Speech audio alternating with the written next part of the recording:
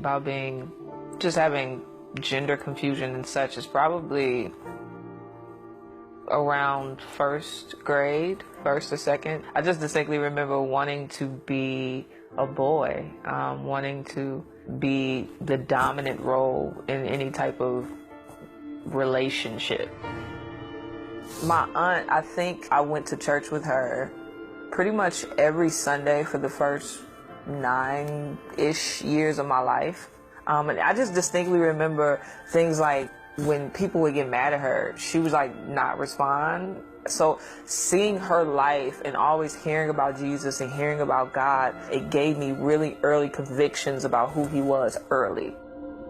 I was always attracted to women. I just didn't acknowledge it because I knew it was wrong. It was just kind of this underlying temptation. 17 was probably when that became more of an attraction to me than men.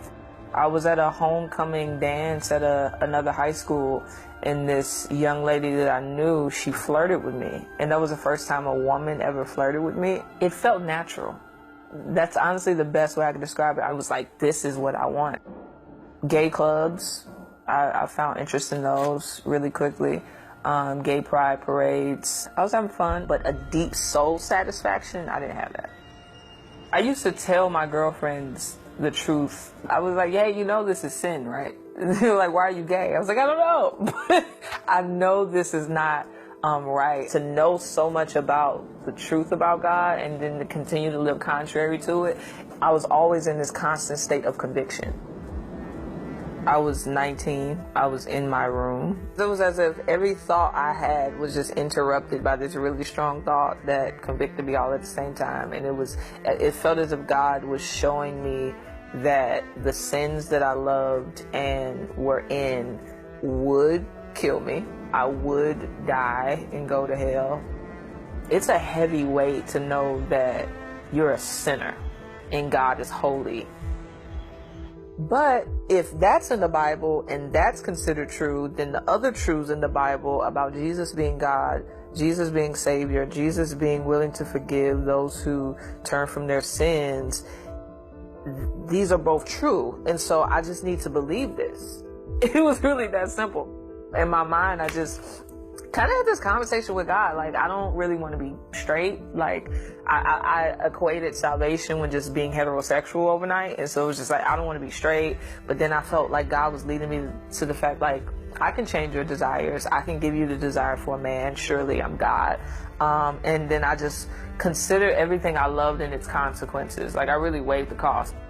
Yeah, I really saw that I was holistically sinful.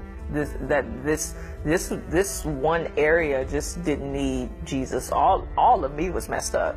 Homosexuality is not the only issue plaguing a person. Sin is the issue plaguing a person. This homosexuality is just an outworking of that nature. I just saw like weed and stealing and pride and anger and arrogance and drunkenness, and everything was not worth it. Like, it just was overwhelmingly obvious that everything that I loved would not profit me anything but hell. You know what I'm saying? And I saw that God was offering me life, and I knew I had no choice. I either choose God or I choose death.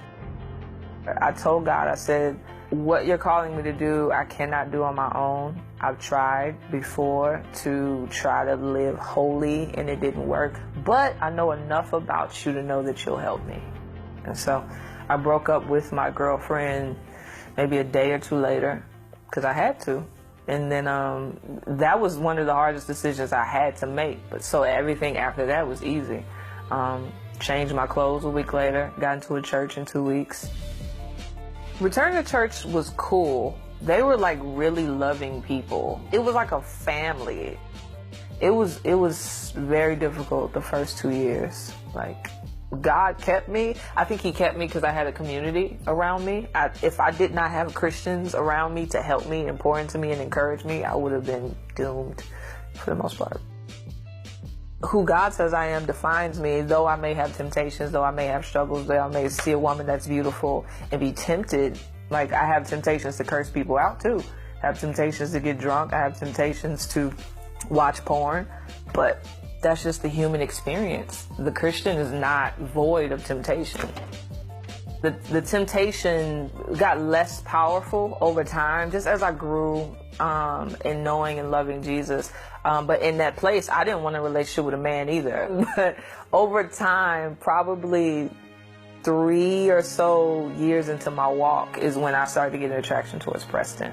It was weird because it wasn't, I'm attracted to this man. It was like, I'm just attracted to him and all that he is, and he just happens to be a man. And so because I'm attracted to him, I'm more than willing to love his masculinity too. I think on my wedding day, it was just kind of surreal. Everything in my life has always just been so God. You desire for this marriage and this wedding to just really show off your gospel.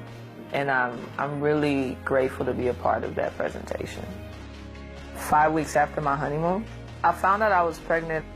I was looking at her, and I thought to myself, if I chose to stay in the lifestyle I was in, I would never have her. I wouldn't have her. It wouldn't be Eden. And I just cried and thanked God for allowing me to experience that. The advice I would give to a parent is, first and foremost, to really trust God. Because even with my mother or my aunts or the Christians around me, they may have seen me in my condition and think, oh, it's hopeless. But they didn't know that I was running into people on the street that were convicting me. They didn't know I was seeing certain commercials that were reminding me of God. They didn't know that I would hear certain gospel songs randomly. Just be faithful. Keep loving them. God changed me by showing me himself. God is aware of what's happening. It's not foreign to him. His son died for them. He loves your children more than you do.